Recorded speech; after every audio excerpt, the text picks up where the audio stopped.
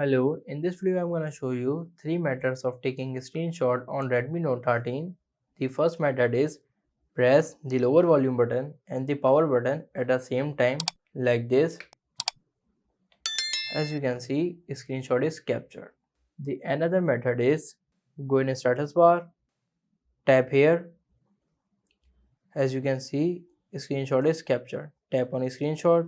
From here you can crop it and use pen around it. From here you can use marker,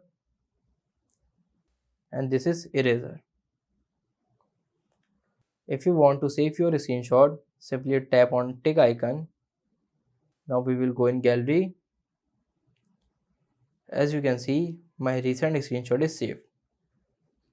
The third method is go in settings, scroll down, go in additional settings, go in accessibility, tap on accessibility menu, enable it from here. Scroll down, simply allow it. As you can see, accessibility shortcut is showing here.